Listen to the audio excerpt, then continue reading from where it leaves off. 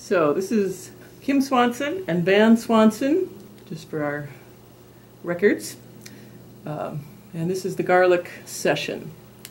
So we'll start by asking each of you to introduce yourselves and say a little bit about how you got started growing garlic. Okay, I'm Kim Swanson. I work as a support staff in the Pennington County Extension Office, and that's how I got started with the high tunnel gardening. Terry Ninick would have some meetings come through, and we had one in town that I had the opportunity to tour, and it just piqued my interest. So that's kind of how I started. And garlic, why I started growing garlic is because of Terry. Again, he had a session on it, and we got to see his farm and how he grew it. And to me, it's a very easy plant to grow in the high tunnel, and it's not done during the peak of all the other things. So that's kind of how I started growing garlic. I'm Van Swanson. We are not related, by the way, but we work in the same office. I work as a 4-H program coordinator in Pennington and Marshall County. And of course, being Kim was interested in going to high tunnel meetings, we went to several of them and thought that wouldn't be for us. But eventually we thought maybe we could do this, and I have a farm just located out of Thief River Falls, which kind of is a nice location for not only going to the farmer's market, but we sell on the farm now, and it's a nice location at Thief River, like 2.5 miles out, so it's very accessible to people that come. And when we started looking at why we would grow garlic, like Kim said, it's quite easy to grow, we found out. And then the other thing is, when we have a high tunnel, we do like to have quite a variety of product when people come to buy. So we thought garlic, we do a lot of canning ourselves, and we tried garlic, and it's turned out to be relatively a good crop for us. So what are some of the lessons that you've learned about the production of garlic? And maybe you can think about that in terms of what tips do you have for others who might want to get started? One of the things is to find a resource like somebody from the university or Terry or even a local grower, and just ask them all the questions. And if you probably find out the varieties. That was a really important thing when we first started. We had no idea about varieties, and then there's different kinds and what would grow here and what works. And so we just did a lot of just checking things out and doing that. So it like I said, is a relatively easier crop. Once you start getting to know what you need, we have a great supply of well-rotted manure because he has a beef farm, on where our high tunnel is located. So, and that's very important to keep your soil organic and just a lot of organic matter.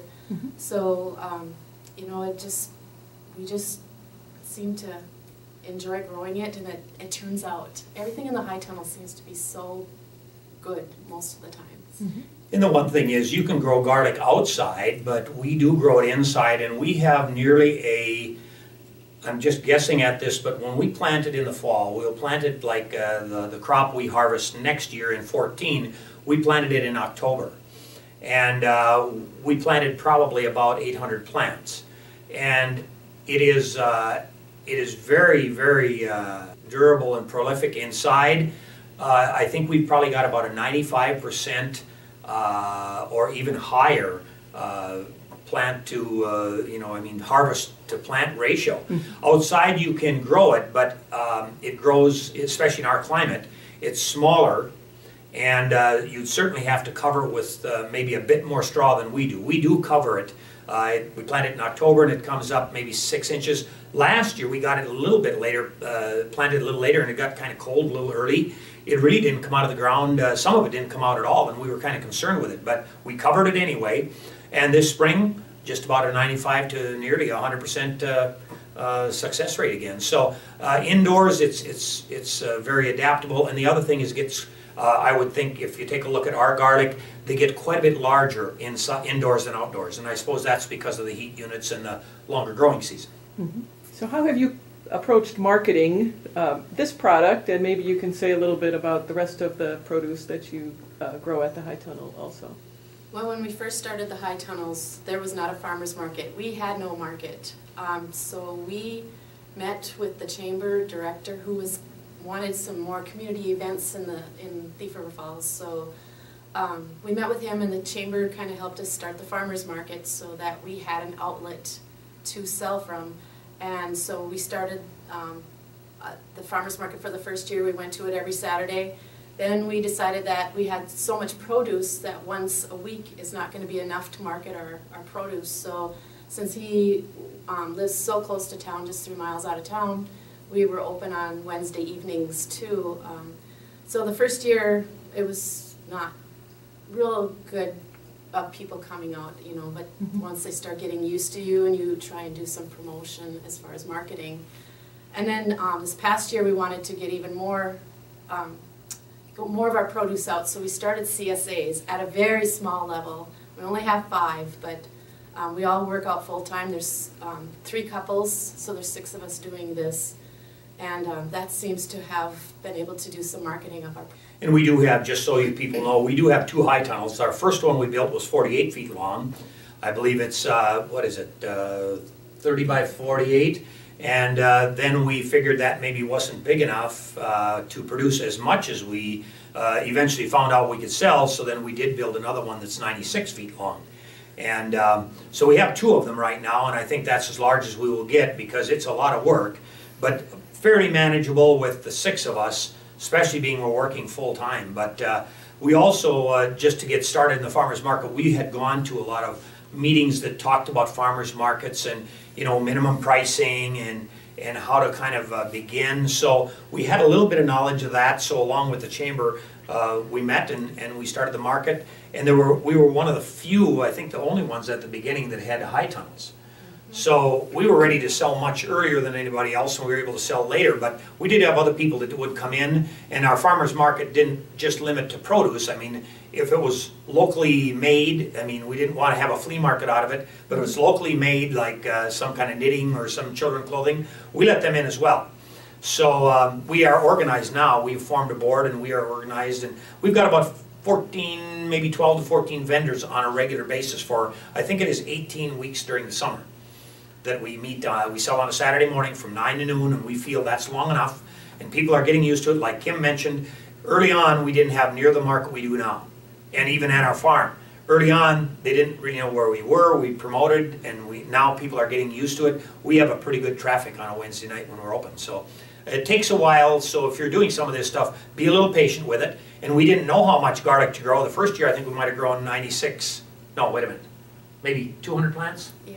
Yeah, I think maybe more like 200 plants. Now we've gone to 800, and that seems at this point about what we can sell. And we do a lot of canning, so of course we save some for canning during the summer, and now we've got a bit saved up for us to can next spring again before this is ready. Say a little bit about what you've learned about variety selection for, especially for garlic in northern Minnesota. The garlic varieties, I kind of did some research when I was looking for the first seed because nobody around here had seeds. So I did some on the internet. I talked to Terry. He has a couple of handouts that we have done and I've looked at. And so his suggestion, everybody's suggestion, even out there, was music, which is a hardneck garlic, a porcelain type. And music was probably the most popular. So that's something we started with, and then I just kind of took a look and seen what else was out there, and I did extra German hardy, and then it was a red kind, which we don't grow anymore. So once we started selling it, we sell it by the bulb, so we don't sell it by the pound. So when people look at it, the first thing they look for is the big bulb. They don't, you know, the other ones will sell later, and they're still fresh, but the big ones. So our main ones are extra German hardy and music, and then for the smaller ones we do a Georgia Fire and a Leah roast, and probably more so because of the names, I guess, because it's something it catches their attention. People know Georgia Fire maybe because it's got a little more heat to it, and Leah roast, people know you roast garlic, so maybe they've been good producers for us, so that's probably why we chose those 4. And we've had more. I think we had 8 last year we kind of played around with, but it seems like the smaller bulbs have more cloves in them, but they're so small compared to the bigger bulbs. And now we had an outlet, or a friend who had a friend that went to the Hutchinson Garlic Festival. And so that's where we got most of our seed last year and the year before. And now we're producing our own seed. So we're not, you know, as long as nothing comes and there's no, you know, fungus or disease that's going to affect us, we are starting to save our own seed. And you can see just by these, the one garlic that I'm right here, that is the music, and this one I'm not exactly certain what it is, but it's probably either Georgia Fire or Leah Roast. And you can see the size difference. And of course, when you're selling at the farmer's market, we don't sell by the weight, and maybe we should be, I don't know, but we found we sell by the, I suppose the bulb is what you'd call it, and not, people don't always want the largest because you can have a large squash and they want a small one, but when it comes to garlic, if I were buying or they're buying, they will buy the big one way before they'll buy the little one.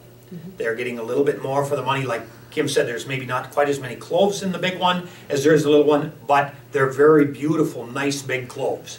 And that seems to sell better. So that has been our kind of experience that we, you know, we really like music. That's and so far we've saved our own seed in the fall when we, or in the summer when we kind of dig it up in July. We will all be out there lifting garlic out and whatever, and Kim kind of picks out, we keep them separate by variety, and then Kim will pick out the ones we want to save back for seed. And we always save back some pretty nice sized bulbs. I think we are the same way, hoping, and I'm not sure if that's any science to it, but... That is a science. You're supposed to pick out the biggest bulbs and the biggest cloves for your next year's seed. So we keep picking out the big ones, and it's worked quite well for us. What are some of the harvesting considerations for your product? And this is one that's a little bit off-season with the others. So say a little bit about how you harvest it and how you prepare it for storage and how you store it. Well, we, first of all, in the spring of the year, I suppose the garlic, and maybe not, it's a spring, but it's a little bit later spring, the garlic will get to be probably 2.5 feet tall. And at that point, it seems like the leaves are done growing, but then it will send out of the very center what is called a scape.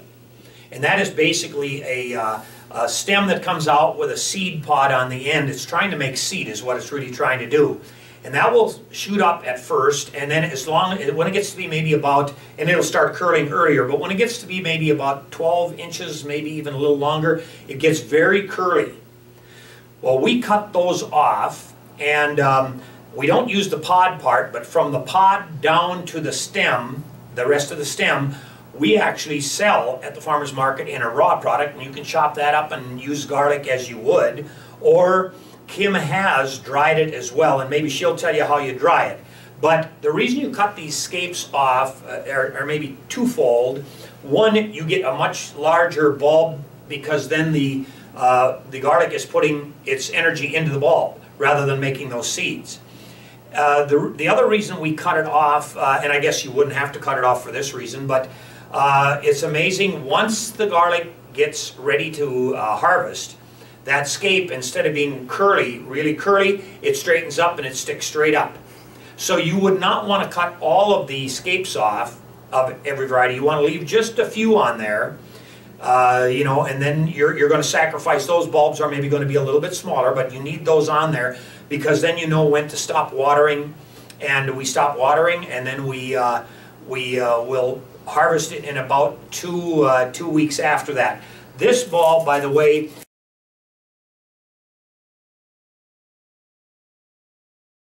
we didn't, because I work with a fair, 2 fairs in a row, and we were really busy at that time. It's almost 2 weeks out of my life. And Kim works 1 week in the one county, so we don't have quite the time to do it. So this bulb, you can see what happens with the bulb if we don't harvest them in time. They kind of split. And of course, I don't know that hurts the garlic as far as flavor. We use a lot of them for canning and everything. But if you're going to buy one that's a solid bulb like this or a split one, they're going to take this one. So you want to kind of harvest them at a regular or at a timely manner. And maybe you could mention how we harvest, and then even the scapes, how you dry them down. Yeah, we've grown garlic for 3 years. The first 2 years we harvested around the second week of July. Because we had such a late spring this year, they weren't quite ready when we wanted to harvest. So then we ended up harvesting way at the end of July, and that's why we got some separation, because it was just too long of a time. But otherwise, you know, like you said, it's pretty much in July sometime, but when we watch the scape go straight, then we kind of know what we're doing as far as when to harvest and everything. So once we decide to get to harvest, we dig the garlic out. Most people, it looks like an onion, so you think you could just pull it out, but no, you need to dig it out. The root systems on the garlic are very aggressive, and these are dried down, so when these are in full production and these are, you know, still producing, it's a very dense root system, so it's very hard to pull them. Even when you dig them, it's just like a root. You just have to dig it right out. So then once we dig them out, we do have sandy soil, high organic, so we, you know, and we've stopped watering, so we don't have to deal with a lot of wetness in our soil. So what we do is just take them out of the soil and brush off the soil a little bit, just so we don't want to damage any of the flaky skins around the cloves or anything either. And we don't cut them down, we don't cut anything, we just try and get them a little clean anyway. And you don't bang them together either, because then they'll bruise and they're hard to store after they've been bruised. So we've had some lessons on bruising once in a while too. So it's just you know, common to think, oh, I'll just push them together, and we can't do that. So once we dig them, like Van said, we put them to the side of the high tunnel, and then I'll go through and I'll have already arranged how many garlic cloves that I'll need for planting in the fall again. So I'll kind of count. The bigger bulbs have probably 6 to 8 cloves in them, and the smaller varieties probably have 8 to 12. So I kind of go with an average of them and pick out the largest ones and set them aside and label them and braid them up.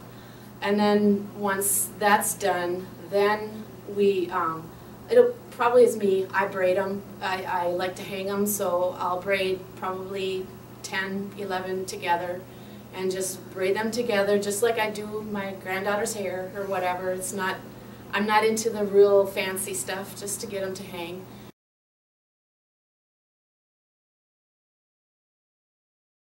And then I'll do that with all the garlic. And then once we get that done, I'll tie them with twine, which comes from the bales, leftover twine from the bales we use, and tie them up. And the seed I label. I haven't been labeling anything we sell. People in our market, I guess, aren't really into the varieties. We'll tell them what we grow, but they probably don't. As far as I know, nobody's ever questioned us if, you know, if this is a certain kind or not. So actually we don't label them that we sell. So then after we get done with all the braiding and get them together, with 800 bulbs, it's hard to put them in one place. So I'll take half home and he'll hang half up in his garage. I have a little garden shed that I can hang them up at. And then we just let them hang. If we sell them, we'll just cut them down as we need, but we try to cure them for about 6 to 8 weeks, so that if people want to buy them at the market and keep them for a longer storage period, then we, you know, tell them that you should wait 6 to 8 weeks and then get the garlic. But buying fresh garlic is fine too. A lot of people like the fresh.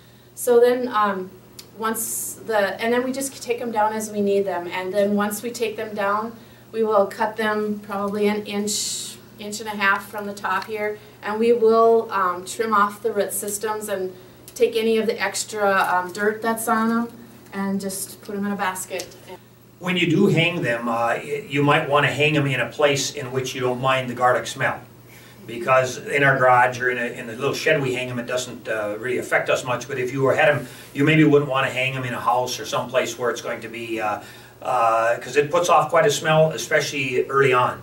And the other thing is, we've got the roots pretty clean now, but when they come out, they do hold a big clump of roots, and we take most of it off. But after they've dried down a bit, even by us just cutting them, more dirt will fall off. In fact, even now you can see there's a little dirt on the table, and these have been handled quite a bit, so it continues to fall off. So, and the reason she braids them too, and she puts about 10, I mean, it's not like braiding her little granddaughter's hair. I mean, man, she's handling, these are quite a bit of, she does an excellent job, but when she gets 10 together, it's just about all you can kind of handle. But the reason she braids them together too is after we tie them together, they seem to stay there. If you just put them as a straight stalk, once they dry down, they might slip right down and fall out of there or whatever. But, you know, it's kind of a, you have to learn that process, and she does a great job on that. You might want to say how you dry this, the scapes down too, I don't know. You can dry down for storage too, the garlic. So you can dry down the cloves, or you can dry down the scapes. And the scapes is something that people really aren't familiar with, unless they're a chef or something, then we'll get some familiarity out of that. But we sell them fresh, but when I dehydrate them, I'll put them in a food processor and get them down to just flakes. Otherwise it takes forever for them to dry down. So then once they're dry, I'll get little green flakes like this.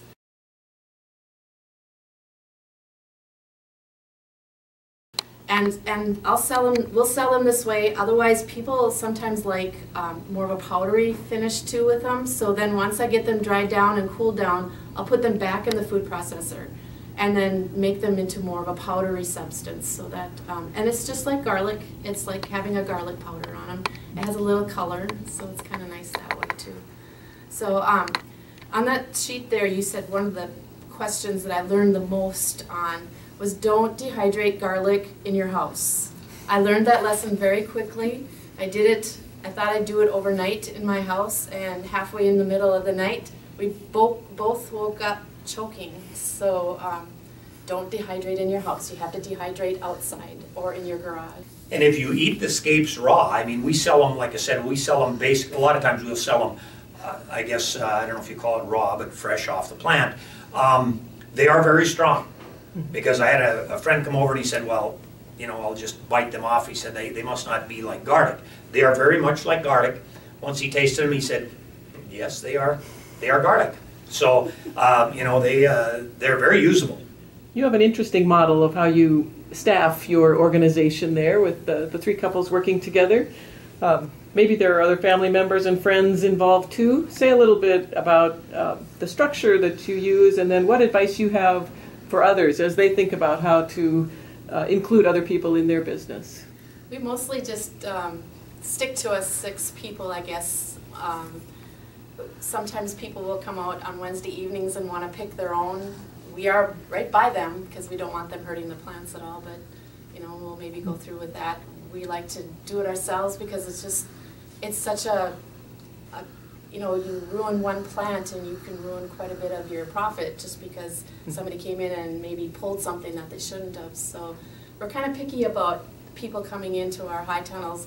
What works great is because we're 3 couples, so that if we want a weekend off or if we have a wedding, there's always somebody there to cover for us. And then also with 3 couples, we're always where we're supposed to be. We're always at the farmer's market. We're always open on Wednesdays. That way people know they can count on us. And the reliability and the loyalty we have makes a big difference on our customers, you know, coming back to us because they know they can count on us and we're always there.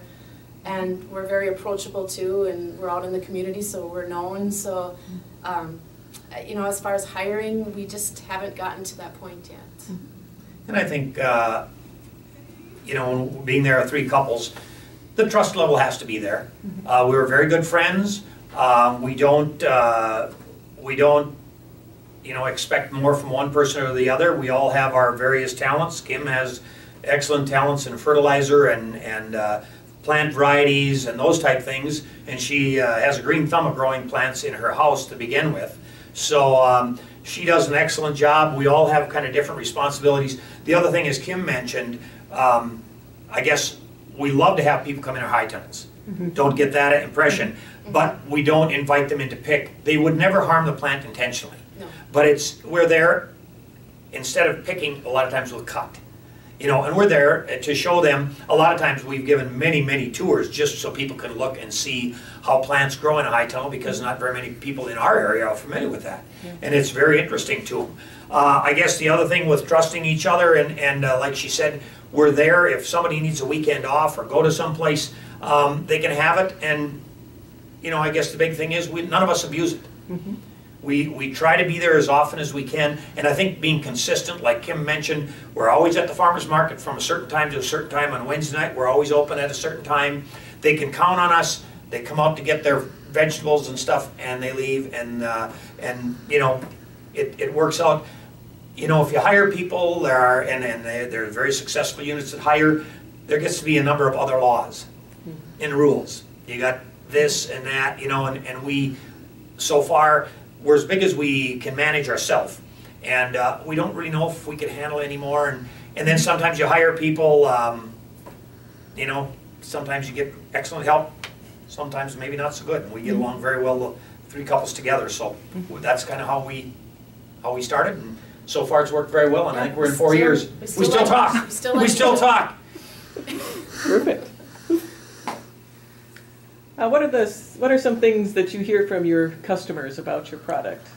We have a really good reputation out there because we started with it too, and we're very picky about our produce and how we display it and how we present it. So we try, and at the farmers market we have the colorful displays with the baskets and containers, and we try to keep everything as clean as possible without actually washing, which is a really good thing about high tunnels, is that they're not going to get the dirt splash up and things like that. We still have gardens outside that we worry about, and so we have to worry about that a little bit, but we really, when we pick, you know, the night before, if we have some things that need to be picked that morning, we do, and we just try and keep them as clean and presentable and fresh. We're pretty picky about, you know, making sure that it's fresh picked and, you know, not carry over anything from a week before, or, you know, garlic you can, but there's other certain products that's another thing nice about garlic. It's always there. You don't have to worry about it, you know, going bad and all that kind of stuff. So. I think the biggest thing is clean. Our stuff is very clean, and she said we have a pretty good reputation for that. I mean, we really try to keep it clean. The other thing is that we aren't necessarily cheaper. You know, some people get a little wrong impression coming to farmers markets, we're going to get a bargain. We're maybe very similar to a store price. And not that the store isn't clean, I don't mean that, but we're very clean, we're very fresh. You know, store products are maybe on a truck for a week, maybe 2 weeks. Ours, we picked, the very earliest we picked most of our stuff, except for the garlic, you know, stuff that can go that way. We'll pick, if we're open Wednesday night, the very earliest we pick is Tuesday night. And then, even then, we leave a lot of stuff till Wednesday that we can. I mean, beans and peas, you got to pick ahead because you sell them, they go off the table faster than you can pick. But anything else, tomatoes, we'll pick what we think we might sell, and if we're out, or cucumbers, or you know, any other products, we will just pick what we think we can sell, and if they go off, there's at least 3 or 4 of us usually out there. A couple man the table and a couple of runners. We got to go get more. But I think clean and neat. We kind of take pride in that, and we don't sell much seconds. If there's something that's I guess sometimes this year we sold cabbage that, you know, for example, if a cabbage was worth $2 and you one got away from you and got cracked, put it off to the side. It's a bargain if you want it for $1. Really, it's a good cabbage yet, but it doesn't look quite as good. So we will maybe sell a little bit of that, but our main table is good stuff, good products, not seconds. We probably wouldn't put this out there because we just use it ourselves. That's just so we can have a nice presentation with our nice looking garden. Do you think you've saturated the local market with your product, or where do you think you are with meeting the demand? As far as garlic, I don't think so. It's kind of an education. There's never been fresh garlic sold in our area before, and right now we are probably one of the only ones that sell it with some volume. So I think as the market grows, we can grow, but like Van said, we are at our peak in our production area because we just don't have the room for it right now. But and we don't push it, so, and it sells. So saturation, I don't think so. With the local food movement going on, local grown foods that everybody's kind of wanting to do nowadays, I think it's only going to get bigger. So, you know, every year if we put a little more production into our gardens, it seems like we sell it. So it's just getting, I think we could use more, you know, vendors at our farmers markets. I think we could use more people being open on the farm. I don't think we'd saturate the market in our area anyway. And the other thing with garlic, a lot of people are maybe not used to fresh garlic. They'll maybe buy one bulb and try it, and after they've tried it, you know, people are a little skeptical at first, saying, "Oh yeah, it's a fresh garlic. What difference does it make?" They are very, very, they're very good. And once people recognize that, they'll come back. And we've got quite a few people now, as times are changing, they're going back to canning. Well, you make pickles. A lot of them use garlic and stuff. So, and people use fresh garlic for other means too. I mean, but you know, we had 200 plants the first year, and we saved for seed, and we saved ourselves. Now we're at 800. Approximately, and we save some back for our own canning, and we save some back for our own seed. But I would guess we probably sell maybe 650 bulbs, and that's not a problem for us. And I think down the road there maybe will even be more demand. The other thing about us saturating the market, we haven't saturated the market by any means, but with us, all 6 of us people are working full time. We are about our max as of what we can have. Not only what we can produce in 2 high tunnels, but also the workload. Yeah. I mean, there's only so many work days, and a fat old guy gets tired. You know, so we're kind of saturated both ways. We're about as much as we can handle. Can you say a little bit about the people that come to the farmers market and to the farm? How far they travel? Kind of who you see? People, tourists or local folks? Probably mostly local folks, but. A few, what was really interesting this summer is a young couple came and they have planned out their meals for 2 weeks, and they want local grown foods, so they'll go to the different farmers markets, and I think they were from Argyle? Carlston. And they came to our stand looking for certain things that were in their recipes and just checking some prices and things like that. So yeah, mostly local people for now, but I see some of the smaller communities, probably more to the north of us, coming to see our farmers market and making a day of it, go grocery shopping and, bring the kids to the farmers market, and there's, different vegetables. We kind of, quiz them a little bit or say, what's this, or, so we have fun with the kids too. And I think that particular couple, they come to the farmers market first to see what they can buy fresh, and then they'll do the rest of their shopping at the store, and they're about 35 miles away. We have other towns that are maybe, I'd say, anywhere from 15 to 20 miles away, and we will see maybe a few people from there kind of on a regular basis. And of course, because we're in Thief River Falls, a lot of people from surrounding towns work at Thief River, so we might not see them on a Saturday, but they will come out to our farm on a Wednesday night because they get off work maybe at 5 o'clock. We open at 5. And we see a fair number of people then that are either driving by because they live out our way, they're going past our place, or we have some that are in town and they do come out knowing that we're open. And it's kind of catching on. They like fresh. They know it's fresh, and so we're becoming a little better known. It takes time to get known that you're there or open and so forth. And then if they're satisfied with the product, they come back. You mentioned one of your lessons learned earlier about dehydrating garlic. Are there any other lessons learned that you think are worth sharing? I'm not sure if we mentioned how far we plant them apart, and that's up to people. We have we only utilize one side of our long high tunnel for garlic, because in a high tunnel, remember, those of you not familiar, if you grow tomatoes, I mean, you get a lot of tomatoes. They produce early to late. Same with peppers. Same with cucumbers. You plant garlic, carrots, some of those, you get one. And once you pull it up, you're done. But with the garlic, we have we plant them about 6 inches apart and about 6 inches deep. We use bulb planters, and it's it's a little job to plant them. And we use our own. We take these apart and put a clove down, and then we go in pairs of 2 and kind of plant, one with a bulb planter and the other one puts the seed in, and we cover and so forth. But out of our side, we get 4 rows. There's a row and the drip tape and another row, then another row and a drip tape and another row. So there's like 4 rows with a drip tape between the 2 outside rows and 2 inside rows.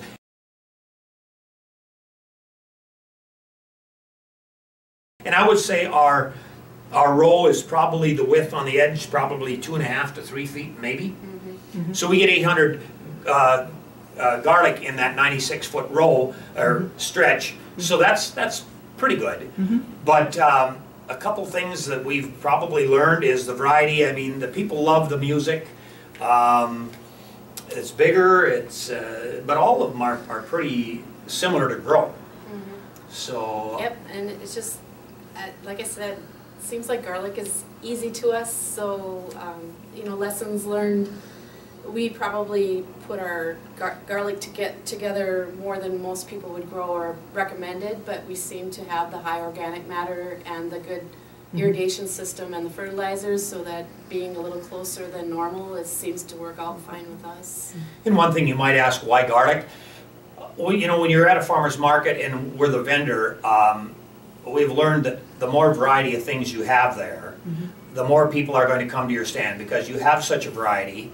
And other things, I wouldn't say the garlic adds so much color, but we have learned that, when you have a table and you can have your red tomatoes, your green peppers, red peppers, all those cucumbers, maybe beets, whatever. The garlic, sure, it's not a real pretty plant, but it just adds a variety to us, and people can kind of count that we have quite a variety of things.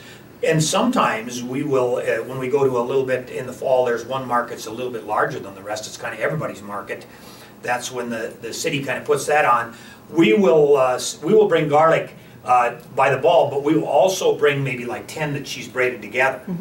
And because some people, maybe they'll buy 10. They're still $1 a bulb, so we just count out the bulbs and they buy them. But it adds just something different to our table. And during salsa season too, they can come to our table and say, this is how many tomatoes we need, peppers, onions, garlic, we have it all with the jalapenos and everything, so it's a one-stop shop, and that seems to, some people enjoy that too, so. And one time we went and there was a chili cook-off right down the street. My goodness, we didn't even bring nearly the garlic that day. They came and bought us out just like that. We had to go home and get more. We said, wow, this is a good deal for us. They were buying garlic left and right because they were doctoring their chili with it. But I guess I'm getting off the subject. That's great. Well, it seems like you enjoy what you do a lot. What do you love most about what you're doing? You better love gardening if you're doing any of it. And I think we love it's good to have other people in it because of not only the company but the expertise.